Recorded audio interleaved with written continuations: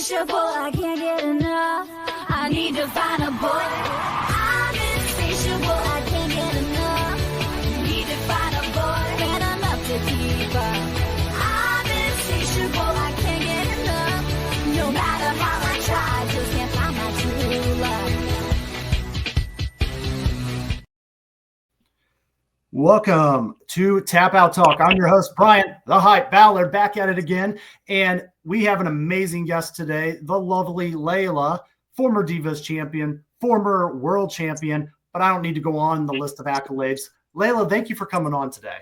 Thank you. Thank you for having me, Bryan. Thank you, everybody. Hi, everybody. How's everybody doing? Happy New Year. Happy New Year. And we're zipping right through the longest January ever, aren't we? It actually does feel like it's a long January. It really does. Yeah. For some reason, I don't know why. I 100% agree. You know, one of the questions I kind of always get asked originally is, you know, you were in the WWE wrestling, and then I think a cloud of smoke went poof and you disappeared, right? And the fans were like, ooh, where's Layla been? So where's Layla been? What you been up to? Yeah, right. I guess after when I retired in 2015, I kind of was like, you know, I've been wrestling for a really long time. Like I've been on the roster for 9 years. I was traveling for 8 of it. I was injured for like 1 year, like recouping, trying to get back from an injury. So it's like when I retired, like I was just like, I'm done. I just need a break. I've traveled the world every week, airport, this, how many times I can't even tell you. So it's just like I'm done. I need a break. I'm gonna disappear. I didn't want to be in the limelight anymore. I didn't want any of that. I wanted a clean break because not only that, it also became a little bit of my identity. Like it was Layla the wrestler, Layla WWE diva. Like you know what I mean? So it was just Layla, you need to stop, you need to breathe, and you just need to take this moment, enjoy the relaxation of not having to do anything. And I literally did. I didn't do much for like I think 2.5 years, and I didn't travel for like 2.5 years. I just stayed in one place, which I hadn't done in a long time.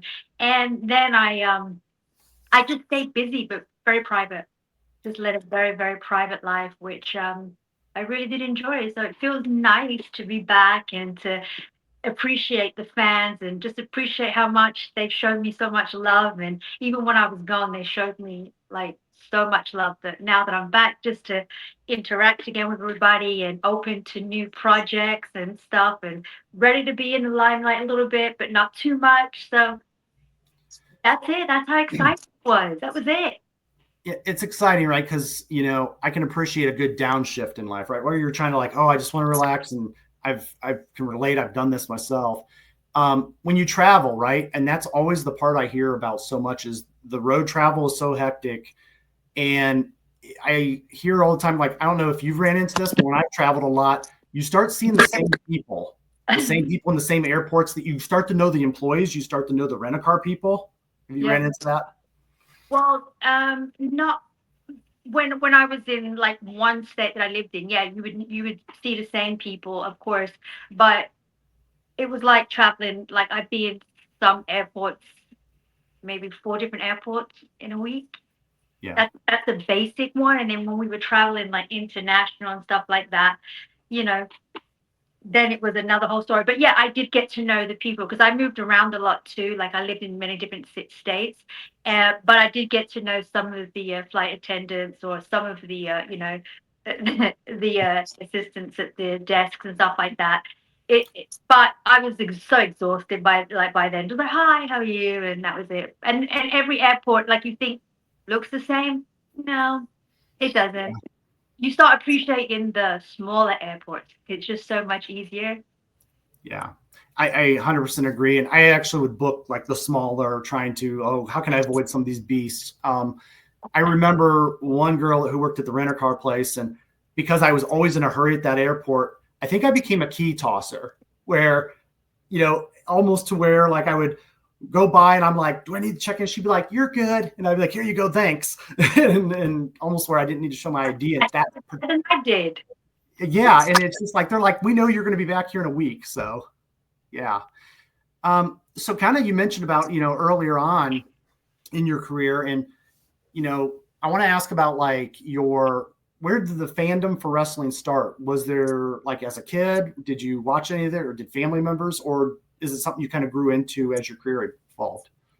So actually, my mother used to watch wrestling. She used to like Abdul the Butcher, but I never used to watch it. I used to see her watching it and laughing, stuff like that, and I would just didn't watch. Of course, I knew who The Rock was. Everybody knew who The Rock was, so that would draw. But I really wasn't a wrestling fan, to be honest with you. I was given an opportunity. I took it, and I became a fan of wrestling. Like, Yes. grew into the business. I grew into loving like the sport and understanding it. Because when I first got signed with WWE, and when I won the Diva Search, I would sit in front of the monitors watching the shows because I wasn't really booked to wrestle because I couldn't wrestle. I would sit there and watch, and I would just be like this, I, like I didn't understand anything. I didn't know what was going on. I didn't know what everybody was like reacting to. So I definitely became a fan during my career, and then once I kind of understood and started figuring out how the match goes and the psychology, and I started enjoying myself and enjoying my opponents and enjoying like the fans. That's when I was a fan. I became a huge wrestling fan. Yeah. And then, it's weird how you grow into the fandom, right? Because I remember myself being like a kid and it was like superheroes on TV, right? And then as the business grew and became more revealing, and like you kind of grew up with that, and you're like, wow, now I want to know how it works in the psychology, like you mentioned. Yeah, absolutely, right? Because I feel like in the past they did such a great job. Like people really believed everything, and it was hard to it was hard not to believe the storyline and stuff like that. And then once I guess kayfabe kind of like started, you know, slacking or whatever, then I feel like you're right. It opened up even a wider spectrum of fans because then it's like, oh, okay, I want to know even more. Like it made it even more interesting because you want to know what's going on as well backstage and that kind of stuff and how things work. And I always say the smart marks were always the ones that were a little bit harder to fool, a little bit harder to fool. They kind of knew things sometimes before you even kind of like got the, for me anyway, got the gist of stuff. So, but I think it's great because it gives you, and even now, like I feel like now you have the biggest like stage to see what really goes on behind the scenes. Of course, you don't know 100% of everything, but I feel like they're pretty accurate of what they tell us goes on backstage now. Yeah, and I feel like, there's the difference between the suspension of disbelief, where sometimes I go into, I just want to go, yay. And then there's times where, you do want to just say, okay, I kind of want to know how they did that. That's kind of cool. So I agree 100%. Yeah. So you didn't start out, wanting to be a wrestler originally. You went to the London Performing Arts College, and then Carnival Cruise Line dance job, and then Miami Heat dance job. So, what kind of steered you into that path originally? I'm sorry, which path, Brian? The dancing path or the wrestling path? Into the dancing path. Yeah. Into the dance path. When I was about like 6 years old, I saw the premiere of Thriller, Michael Jackson. It was like everything stopped still, right? It was like I still remember it vividly. Like the TV then was just like, well, I think it was like maybe 4 channels, right? Yeah. I think so long ago, and it just stopped, and it was like the premiere, da, da, da, and I remember just like stopping and watching it, and to even watch it at 6 years old. I mean, it was scary, but it hit home with me. Like it hit so hard with me. And I was like, oh, I like that. And then my stepdad used to be he used to dance when he was a lot younger, and he showed me pictures of him dancing, and then I was just kind of like, oh, I want to go. And then I started watching musicals, like I'd watch all the classics. Um, and then I was just like, I want to try. And then once I like started, I just tried, and then I loved it. And then my first shows I ever did, like a amateur drama school. I used to go to drama school, like after school, like so it's an after school activity. I used to go there, and we used to put on shows. And then I got my first like professional gig on TV. I was hosting. I was only like maybe 10, 11, 12, 13, 14, and they kept getting booked to do all these shows in London. And I was just like, man, I like this. Maybe I could do this. I don't know. And then it just became something I loved, and then it became something that I was fortunate to call a profession. And then I was fortunate with superstars that I never thought I could ever. Like, I danced with P. Diddy, Mace, I danced with Kanye West. I'm trying to think what other stars, Erasure, Miss Dynamite, Blue, Elton John. And then I was like, I want to do this. And look what it did. It brought me to WWE. Like, my dancing career was what got me here.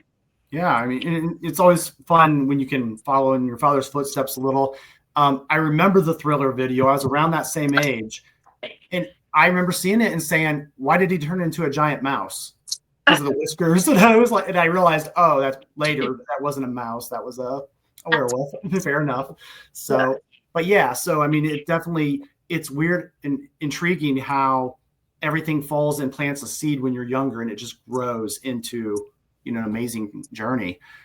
Speaking of journeys, you decided to go for the 2006 Diva competition. Who pushed you out the door towards that and kind of said, go do this? I spoke to my trainer about it, because I used to have a trainer at the time that I would go train. And I said to him, hey, I got a MySpace email. MySpace, right? I remember. I got a MySpace email, and they want me to try out for wrestling and stuff. And I was like, should I do it? I don't know. And he was like, yeah, you should. Just do it. And I was like, no. And then one day, honestly, the day of the audition, something just said, go.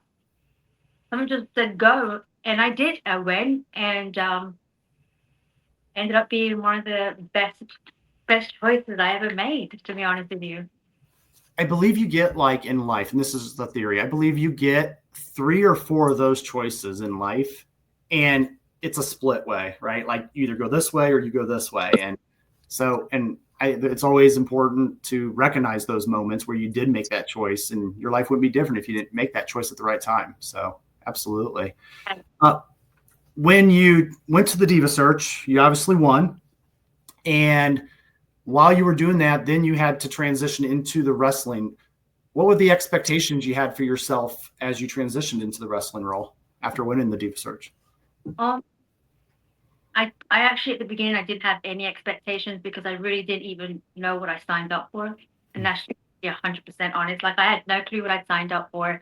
And I thought I was just going to last a year, because it was a year's contract. And I thought, because they didn't, at the time, WWE didn't want me to train. They didn't want me to go to developmental or anything like that, because I was already on TV. So they were like, you don't need to go wrestle or anything like that. So I thought I was just going to last a year.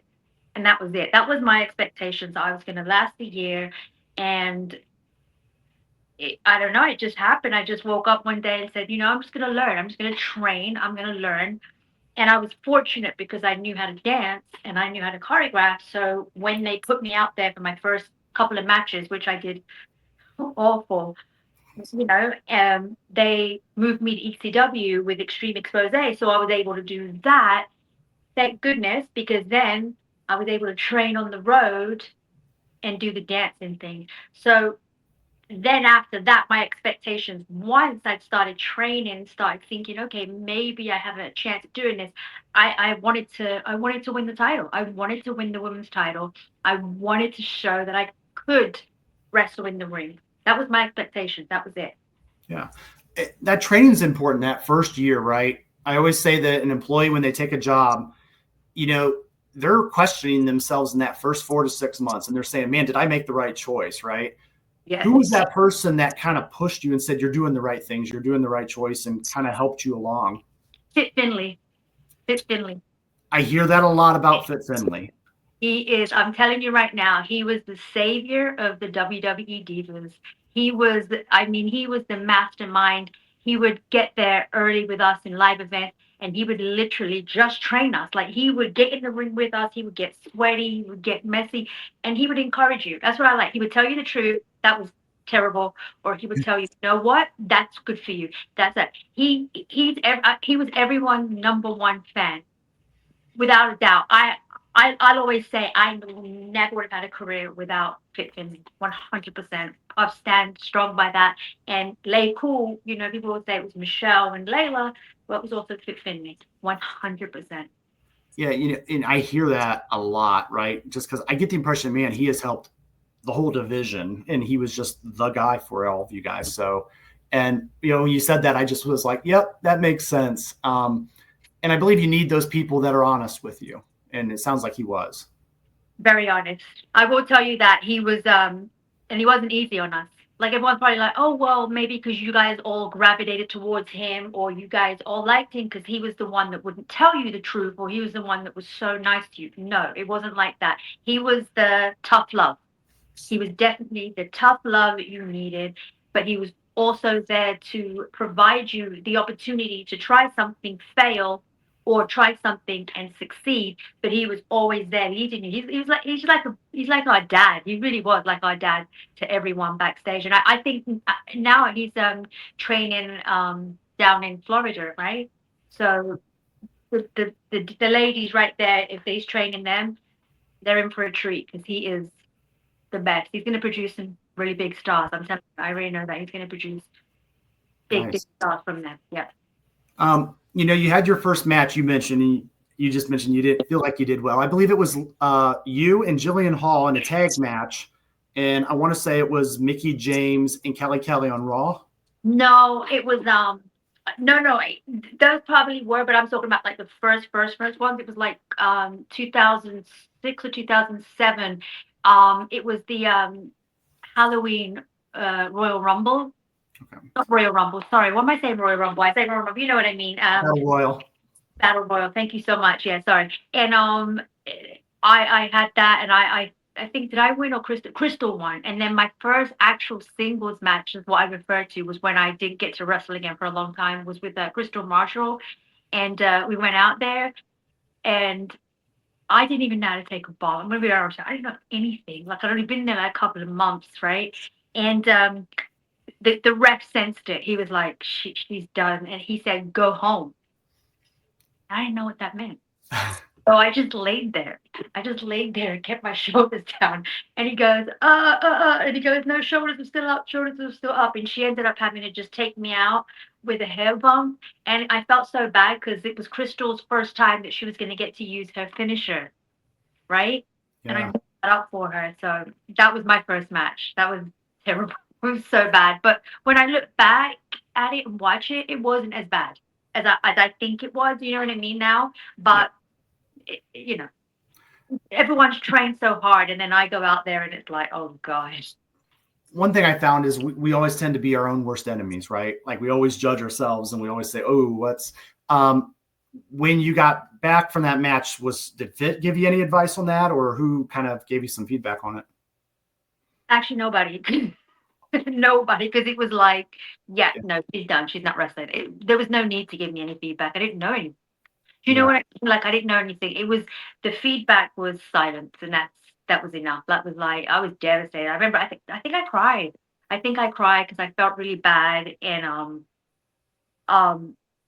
just like I said, thank goodness that I could dance. Like thank goodness because it saved me and it gave me another gig. So, but no, there was no feedback. There was no need to. I already knew that I Yeah. the match, so that was enough for the feedback, I think, for myself.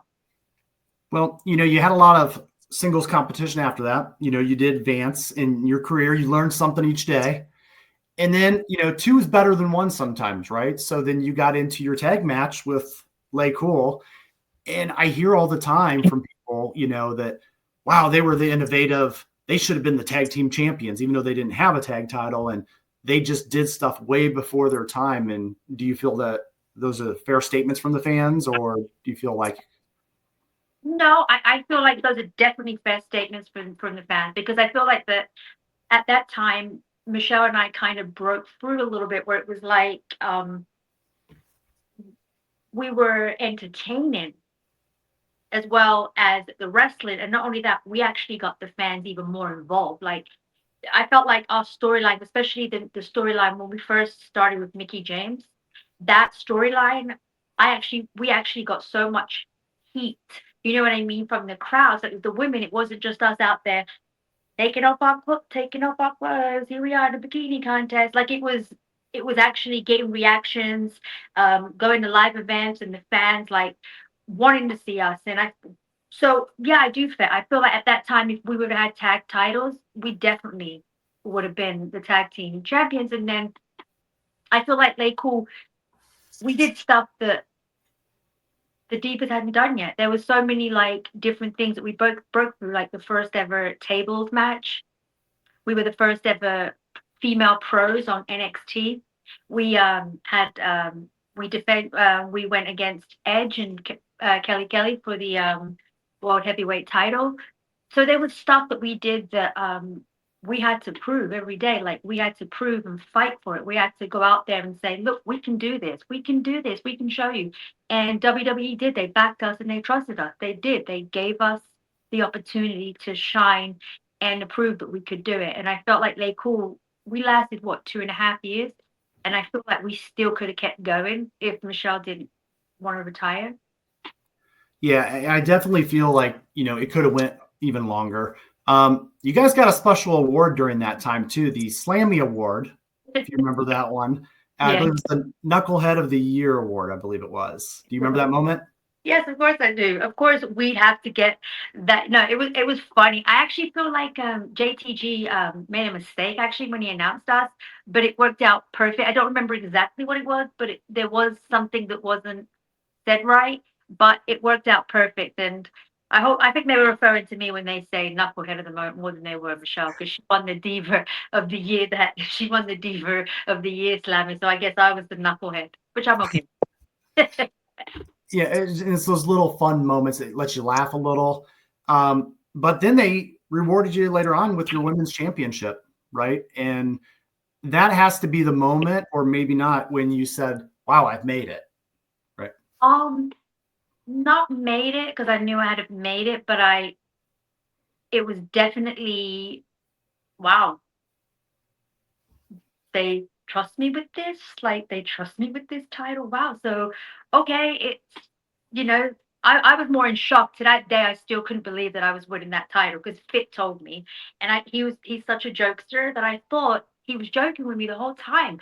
So I'm like waiting before we go out to the ring. I'm thinking there's no way, because the idea was it was supposed to be Vicky Guerrero was supposed to win the title, right? Because Beth got injured, so Vicky Guerrero was going to win the title, but then they said it was going to be me.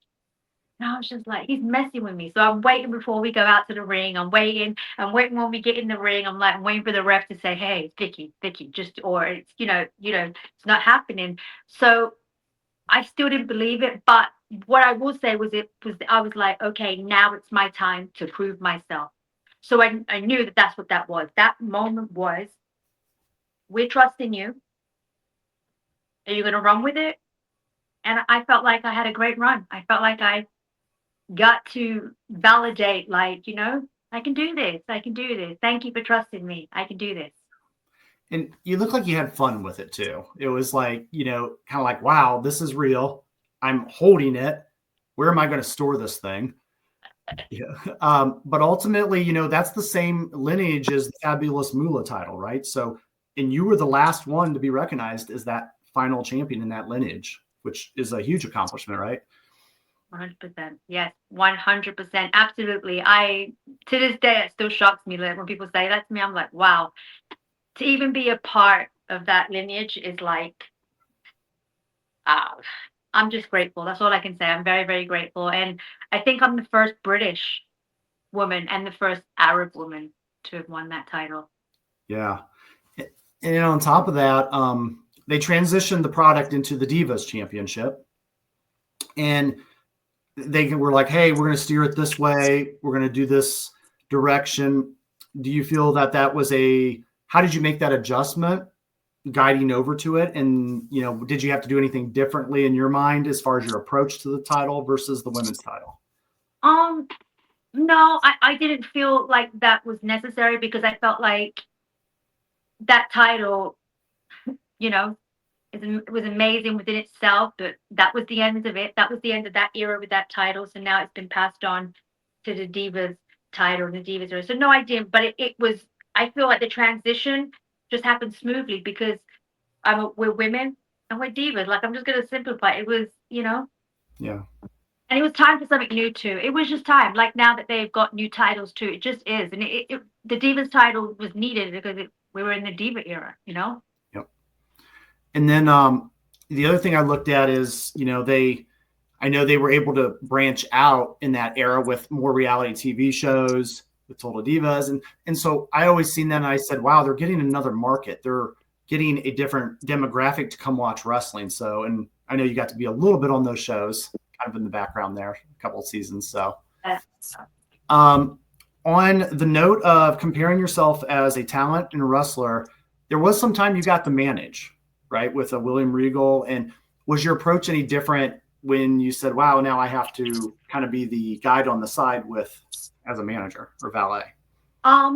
Well, when I was the valet for William Regal, I really didn't know much. So all I did was I would take guidance from William. Like I literally would. I was just whatever, you know what I mean? I was learn. I would because I felt like that I was still not confident in myself. To be honest with you, like I still didn't have any confidence in myself, and I didn't want to fail. Like I didn't want to ruin anything for him, So if anything, I was more just in awe and just making sure that I just hit my spots and knew what I was supposed to be, what I was supposed to do, what I was supposed to say, how I was supposed to act, and just learn. Because William Regal is just like, I mean, he's phenomenal. So you just gotta watch and learn, and he would guide me. He was very, very, very, very, very, very generous with me, very, very kind to me, and guide me. Um, he was very protective of me too, and it was a great time. I wish that I could have done William Regal been with William Regal when I was later on in my career, when I was able to have more confidence in myself to speak on the mic or to be able to wrestle, because I feel like then there could have been some real, real great moments there. But it was what it was. And he's got to be in the Hall of Fame soon, right? I mean, it's Yes. got to happen. So Probably. You just said it, guarantee you, maybe 25. yeah, I was gonna say I feel like that's gonna sneak out here soon, but also kind of keeping in the manager valet aspect. I remember it was a Money in the Bank 2014 Fandango, and the match for the right with Summer Rae to be the valet, and you guys were going at it. He had to love the idea of two girls fighting over him. Of course, he's Fandango. Of course he did. He loved every second of it. He loved every second of it until he didn't love every second of it, But no, I'm sure he did. He's so entertaining and he's such a great wrestler. So I enjoyed those moments. They were fun moments because it was very comical and it was believable because it was like I stole Summer Rae's job pretty much, and I was no man. So yeah, no, he loved it. I know he did. I want to go, if it's okay, to go over some questions from the fans Absolutely. that we sent in. So we'll go ahead and we've got our first one here. So if you were to enter the 2025 Royal Rumble, what number would you consider to be a lucky number for you? 13. 13. 13. Mm-hmm. Okay. So the opposite of you picked the unluckiest number to be lucky. Yep, but I love that number. I love that number 13, because it's the number that's like you said, everyone hates that number. Everyone finds that number unlucky. I actually find it very lucky, very fortunate for me. That number has a strong for me. I love it. Let's see. We got another question here. Chelsea Green, and I actually seen you tweet this at Miss Layla. Chelsea Green recently stated about an Open Divas era challenge. Who else from your era would you like to see return for a chance to wrestle Chelsea and yourself? And that's from @SlayRyan via Twitter. I want to see Lay Cool. I want to see Lay Cool go against Chelsea Green and Piper. I want to see us do it. I think it would be very entertaining. I think it would be fun, and why not? I mean, that's who I want to see, Michelle and myself, Lay Cool. And I get a lot of comparison on Chelsea Green and you having a good style, and I hear it all the time, and I'm like, man, they're like, I feel like that's a fan dream match of getting you guys tied in there, and I could see it. Yeah, no, I think Chelsea's amazing. I love her. I think out of all the women on the roster right now, she's definitely the one that aligns more with being a diva. You know what I mean? I find her very entertaining, very creative, very girly. And I think I like that. I like that there's a representation of the diva era. And I think she does it in a way that's just she's honestly, I'm a fan. I've said it 100 times, but I'll say it again. I love her work. I love her fan. And I think when she first started, I think people weren't taking her as seriously, kind of thing. And then if you watch her, how she's progressed her career down the line, look at her now. I mean, she's done amazing. I actually met Chelsea. I think it was 2014, 2015. I'm not too sure. She was actually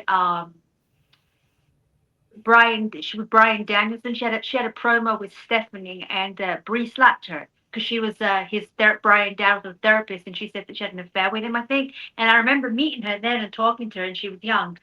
And now, yeah. And she fought for her career. I mean, 100%. left and reinvented and came back. So, it's crazy to think that people that you talk to in a smaller segment real quick end up becoming a first ever champion now. So. 100%. Yeah, no, she deserves it 100%. And she was let go as well, if I remember. She was let go, and then they brought her back, and I think that was the best decision they ever made. And she's run with it. She's done very well, and I'm excited to see what she's going to do next. Definitely. Let's get another question here. Oh, kind of ties into if you ever come back and do one more match at WrestleMania, so this might be a little different, which opponent will it be? And that's Carl Sakura from the Philippines. Oh, wow. Okay. Mabuhay. I know that's high in the Philippines. To be honest with you, I don't really want to do a singles run. I just for me, if I ever get to do anything again with WWE or anything related, I want to do Lake Hall. I feel like that was the pinnacle of my career, and I feel like that's what the fans remember even more. And I want to do it with my best friend. I want to come back and if we do, have one more opportunity. And I feel like from what I've been hearing and what I've been seeing on social media, a lot of fans do want to see that. So I'm going to say I want to come back with my girlfriend, with my best friend, and my opponent. Like I said, whoever they decide. I had to ask there. So you speak Filipino, Tagalog? No. I worked on cruise ships, and so I've met a lot of Filipinos, and it was like Mabuhay, salamat, which means thank you. Salamat. Yep. So I learned that. That's it. That's all enough. That's it. I was just showing off my Filipino, but I don't know. Yeah. I lived there for a couple of years, so. Oh, there you go. Oh, nice. When you said that, I was like, oh, we have something in common here. So. No, I wish. No, I wish. Very cool. So, well, astig is cool in Filipino, so we'll say astig. Astig. Okay, astig. How was working with Trish and Snooki alongside Michelle for WrestleMania? And that's from Janet Hallian at Twitter X. It was great. I loved it. Well, Trish is amazing. So to work with her, she's an icon, right? So she was very easy to work with. She led the way as well to certain things. Snooki was very funny, and she actually got it. She really did. She got it way better than anyone expected her to. And our match at WrestleMania actually got cut. So as we were walking out to go from Gorilla, they were like, go home, like that was it. So I'm so sad and disappointed that you guys didn't get to see the match that we actually had, because Snooki, I think, would have blown you guys away. Like, and I'm being really honest with you. Like, she would do stuff that we were like, whoa, like we had some funny stuff, we had some funny moments and stuff like that. But I had a great time working with her. She was so easy to work with, and I'd met somebody who was shorter than me, so that was kind of cool. And she was very professional. And I'm just sad that we didn't get to have that whole match, because it would have been nice. But do you remember how long that match was supposed to be originally? About 15 minutes. Okay. Without it, not mentioning the entrances. Sure. Ended up being just like you said. I think it was like maybe 4 minutes. Like that, not even that. Yeah, and I always heard that that's always kind of an issue, and you get worried about throughout WrestleMania, because you're worried, are they going to cut some time from me? Are they going to chop us down a little? So yeah, always. And the Divas the most. The Divas, even when it wasn't WrestleMania, it just always was that way. That was how it went. If any matches if the guys needed more time or anything, it was always the Divas matches that would be cut, period. Definitely. What are your memories of teaming up with Caitlyn? That's from I've Broken Hearts via Twitter X. I remember Caitlin and I teamed together briefly, and we had good chemistry. We worked well together. I feel like that we could have done more together.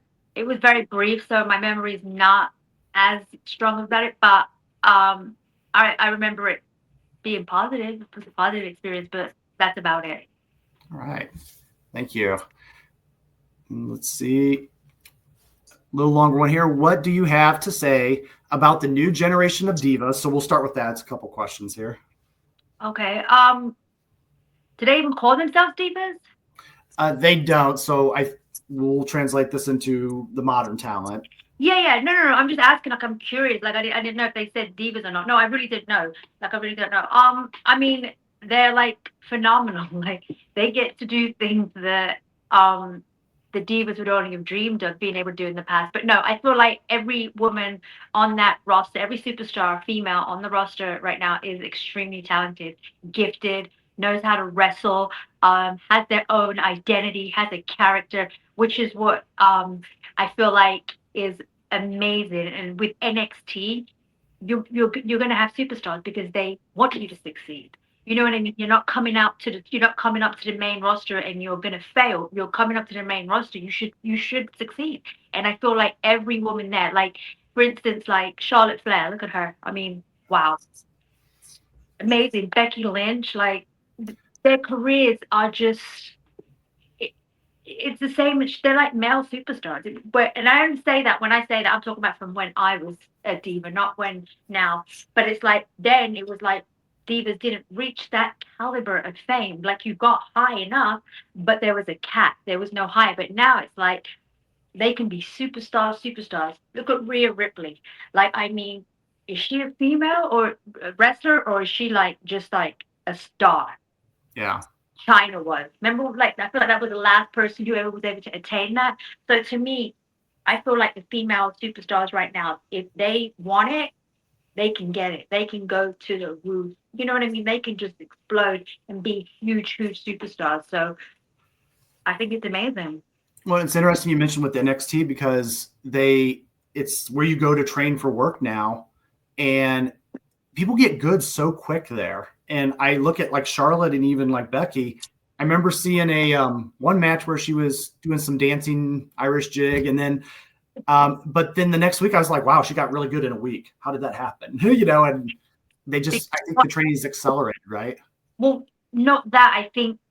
Honestly, I think Triple H changed the game because when I used to watch the superstars come up in the past, when I was there, it was sink or swim, you know what I mean? Like, hey, like they did, but now it's like you're gonna swim, you're gonna succeed. They're not making like they're not training you to fail. They are training you to succeed. They are giving you a character as soon as you walk through the door. Like, so to me, it's like I think it's a great time to go into wrestling, female especially, because it really is. You're going to go up there and you're going to succeed unless you get up there and you get scared and you don't, you know what I mean? You don't stick to your character or to stick true to who you are and are able to get the fans to understand you, want to back you, then you fail kind of thing. But I feel like they have a higher chance of succeeding now for sure. Definitely. And we'll go to the second part of the question here. If you could choose a diva from the new generation that you identify with the most, who would it be? That's from Jayo Nak via Twitter from Brazil. Well, I think I've said it 100 times. It would definitely be Chelsea Green. Like, I mean, that's clear. I think everyone can kind of see that. Yeah. Perfect. Thank you. All right. Layla, what did you discover you were capable of after your wrestling career ended? And that is from Gypsy Princess via Twitter from Portugal. Hi. So many things that I could be lazy. No, I'm just kidding. That I started doing real estate for a while that I was able to like study. I enjoyed doing that. I became a makeup artist because I always wanted to do that. So I trained and did that.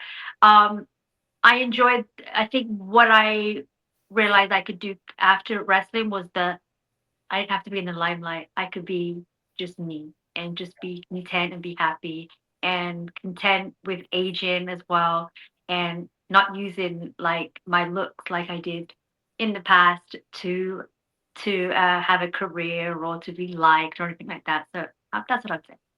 You sound like me. You like to dive into a lot of things and do a lot of things. And, I'll go try this. And I think it's a good thing. No, absolutely. I really do. I like trying new things. I like seeing if it's something that would interest me. Like I love cooking. That's what I wanted. I learned that I could cook. I bake. I enjoy it so much. So that was another thing too. What's the best meal that you make when you cook?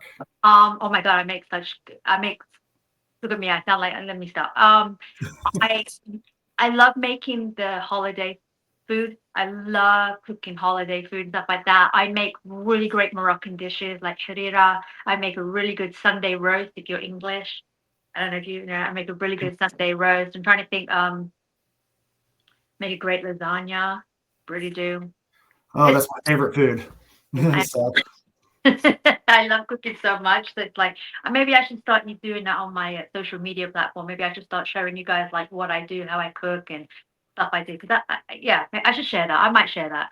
you could do a TikTok real quick minute now that TikTok is back, Oh right? my God, I was crying. So no, I wasn't crying. I was really upset yesterday because I was like, I like the TikTok just before I go to bed. I like to watch it and just unwind down. I don't know why. I just really enjoyed it. And last night yesterday I turned it on and I was like, what is that? But I'm glad it's back. It happened to me and I had to make a meme and I was like, we got Thanos snapped right out of TikTok. So Yeah, glad it's back.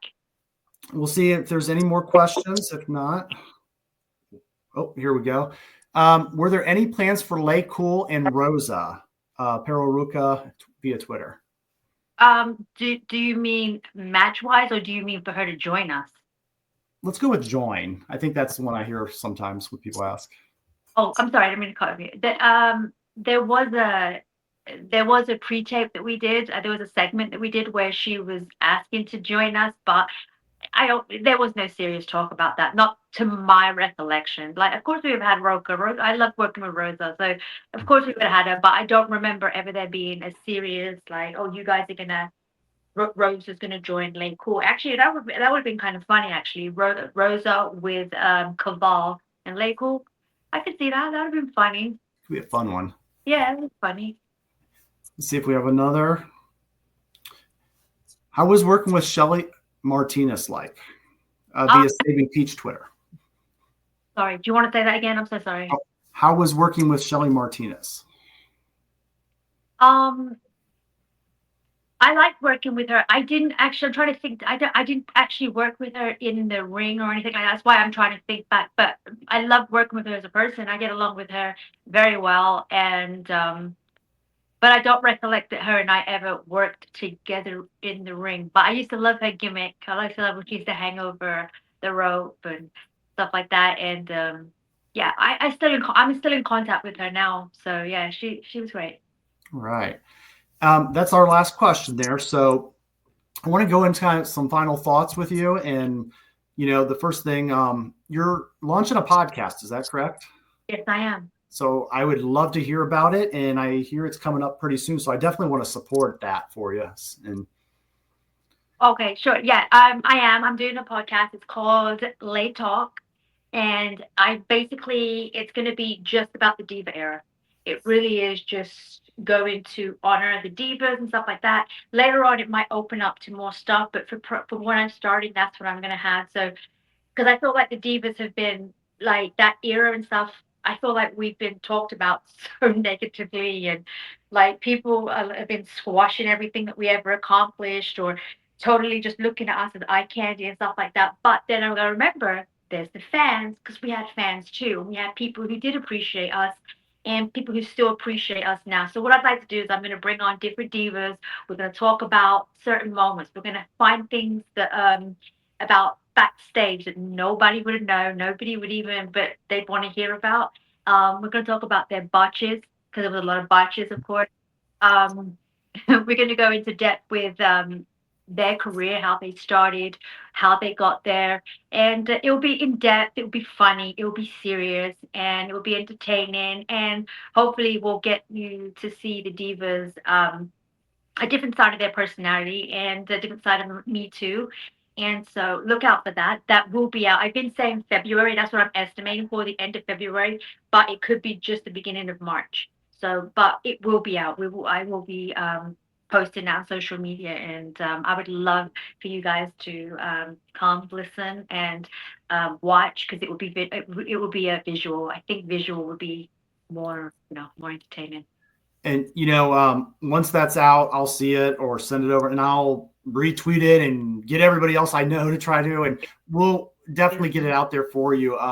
I support women's wrestling, and I definitely support you, just as you have me today. So, one thing I want to ask, I always ask anybody when I meet talent, is kind of a final thing, is what best life advice could you give anyone? It could be about wrestling or it could be about personal. Either way, what's just some good life advice you would give anybody to any time? Okay. So I think, let me give you one wrestling, and then I'll give you one life advice. So I'd say for wrestling, and for anybody who's going to be a wrestler, train. You got to train. Get a mentor. Get somebody who has either succeeded in the business or failed in the business. And I would have somebody who is very honest with you.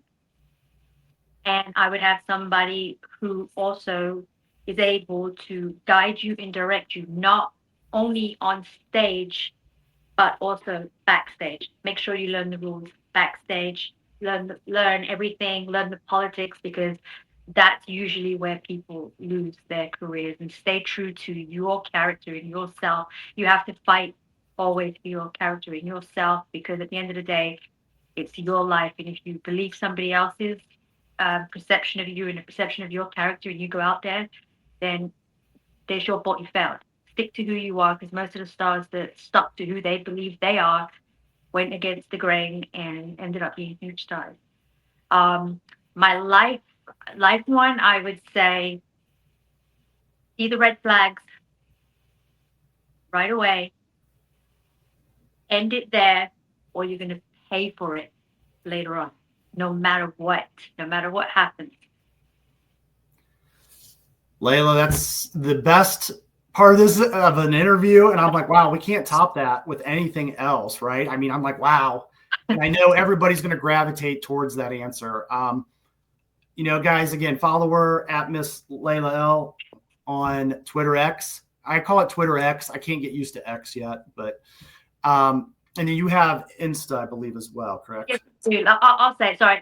So my Twitter is Miss Layl, and then my Instagram is Layl. So please follow me. I tend to reply to everybody too. So thank you so much, Bryan. I had so much fun with you. This was a great interview. Time just kind of just flew by, and I just want to say to everyone out there, wishing you guys a happy new year. And I can't wait to see you guys, whether it's appearances or whether it's on social media or anything like that. So take care of yourselves, guys, and we'll talk soon. Thanks, Layla. Mwah. Thank you.